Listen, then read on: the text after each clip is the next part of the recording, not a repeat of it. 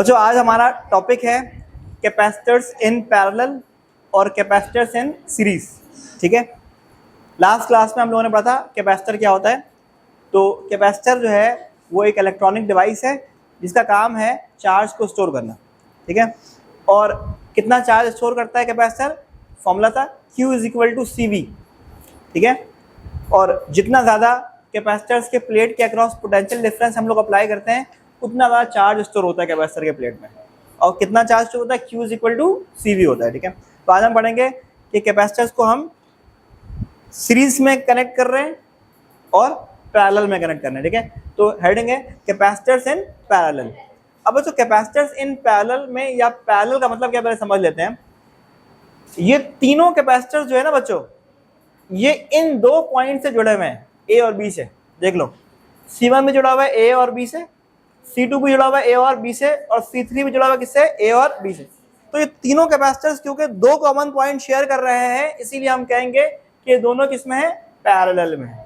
ठीक है, और एक और चीज देखो, क्योंकि दोनों कैपेसिटर्स A और B से जुड़े हुए हैं और डायरेक्टली A और B किससे जुड़ा हुआ है, बैटरी से जुड़ा हुआ है, तो जो वोल्टेज आ रहा है बैटरी में वही A और B पे आएगा और वही इन तीनों कैपेसिटर्स में भी आएगा।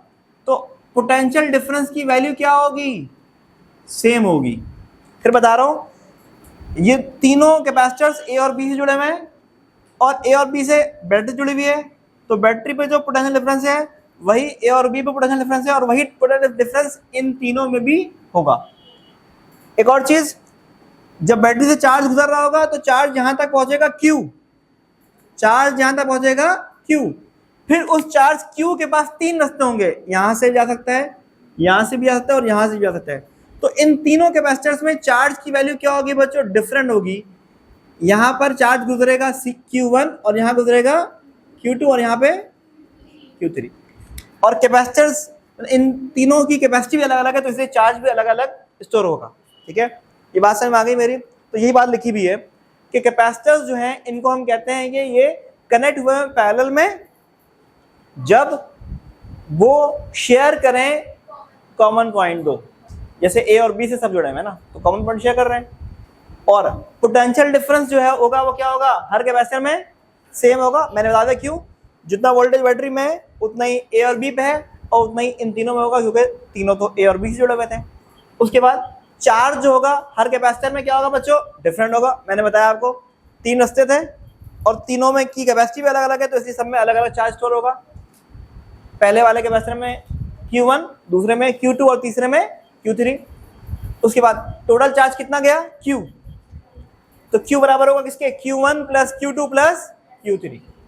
दिख रहा है आप सबको, टोटल चार्ज क्या होगा, Q1 plus Q2 plus Q3 होगा, क्योंकि टोटल चार्ज Q आ रहा था फिर डिवाइड हो गया तीन हिस्से में, तो तीनों को ऐड करेंगे तो Q आ जाएगा। Q इज इक्वल टू क्या होता है, CV। Q is equal to क्या होता है, CV। तो बच्चों Q1 क्या होगा, C1V, Q2 क्या होगा, C2V, Q3 क्या होगा, C3V। ये देखो C1V, C2V, C3V। तो V क्या निकाल लेंगे हम लोग, कॉमन, इनमें से V कॉमन आ गया तो बचा C1 plus C2 plus C3। V से V क्या होगा, कैंसिल, और C बराबर हो जाएगा C1 plus C2 plus C3। इसका मतलब समझा रहा हूँ, इसका मतलब ये है, इसका मतलब बच्चों ये है कि आप अगर चाहते हैं इन तीनों की जगह कोई एक कैपेसिटर लगाना, इन तीनों की जगह कोई एक कैपेसिटर लगाना जिसकी मिकदार C है, तो वो C कैसे निकालेंगे, इस फॉर्मूले से निकालेंगे। आप चाहें अगर कि इन तीनों की जगह कोई एक कैपेसिटर लगाना चाहते हैं आप, तो आप क्या करेंगे, C1, C2, C3 को ऐड करेंगे और C निकाल लेंगे, और वो C जो होगा वो इन तीनों का क्या होगा, इक्विवेलेंट होगा। वो क्या होगा, इन तीनों का इक्विवेलेंट होगा। ठीक है, समझ आ गया होगा आप लोगों को। नेक्स्ट टॉपिक है बच्चों कैपेसिटर्स इन सीरीज। सीरीज में क्या होता है, एंड टू एंड कनेक्शन होती है, मतलब जहां पर पहला कैपेसिटर खत्म होगा वहां से दूसरा कैपेसिटर शुरू होगा और जहां पर दूसरा कैपेसिटर खत्म होगा वहां से तीसरा कैपेसिटर शुरू हो जाएगा। ठीक है, अब क्योंकि तीनों कैपेसिटर्स अलग अलग पॉइंट से जुड़े हुए हैं, दिख रहा होगा C1 जुड़ा हुआ है AB से, C2 जुड़ा हुआ है BC से और C3 जुड़ा हुआ है किससे, CD से।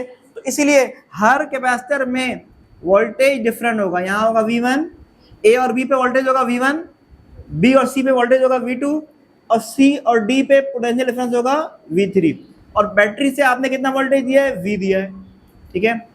एक और चीज, चार्ज के गुजरने का एक ही रास्ता है, इसीलिए सब में चार्ज क्या होगा, सेम होगा।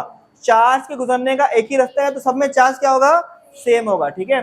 तो बच्चों अब लिखते हैं, लिखा हुआ आपके पास, देखिएगा कि सीरीज में कैपेसिटर जो है वो एंड टू एंड कनेक्ट होते हैं, मतलब जहां पर पहला कैपेसिटर खत्म होगा वहां से दूसरा कैपेसिटर शुरू हो जाएगा। सीरीज में चार्ज की वैल्यू सेम होगी हर कैपेसिटर में, क्योंकि चार्ज को करने का रास्ता एक ही है। सीरीज में पोटेंशियल डिफरेंस सब में डिफरेंट होगा, क्योंकि हर कैपेसिटर अलग अलग पॉइंट से जुड़ा हुआ है। C1 जुड़ा हुआ है AB से, C2 जुड़ा हुआ है BC से, और C3 जुड़ा हुआ है किससे, CD से, ठीक है। अब टोटल वोल्टेज निकालना है तो बराबर होगा किसके, V1 plus V2 plus V3, V1 plus V2 plus V3 के बराबर होगा, ठीक है। इसके बाद बच्चों Q is equal to CV होता है ना। Q क्या होता है बच्चों, Q होता है CV। Q क्या होता है, CV। तो V क्या होगा, Q अपॉन C। V क्या होगा, Q अपॉन C। तो V डाले तो Q अपॉन C, तो V1 क्या होगा, Q अपॉन C1। V2 क्या होगा, Q अपॉन C2, और V3 क्या होगा, Q अपॉन C3। समझ आ गई बात भाई। V1 सब में चार्ज सेम है ना, Q, तो V1 होगा Q अपॉन C1। V2 क्या होगा, Q अपॉन C2। V3 क्या होगा, Q अपॉन C3, क्योंकि सब में चार्ज की वैल्यू Q है, ठीक है। अब यहां से Q क्या निकाल लेंगे, कॉमन, तो Q से Q कैंसिल। तो ये फॉर्मूला होगा कैपेसिटर्स इन पैरेलल का। 1/C बराबर है 1/C1 plus 1/C2 plus 1/C3। इसका मतलब आप अगर चाहते हैं पैरेलल में इक्विवेलेंट निकालना, सॉरी सीरीज में इक्विवेलेंट निकालना चाहते हैं, तो इन तीनों की जगह अगर कोई एक कैपेसिटर लगाना चाहते हैं तो उसको फाइंड करने का फॉर्मूला ये है। सीरीज में इक्विवेलेंट कैपेसिटर निकालने का फॉर्मूला ये है, और पैरेलल में इक्विवेलेंट कैपेसिटर निकालने का फॉर्मूला ये है। तो आज का बच्चों तो हमारा टॉपिक था कैपेसिटर्स इन सीरीज और कैपेसिटर्स इन पैरेलल, हमने मुकम्मल कर लिया, ठीक है।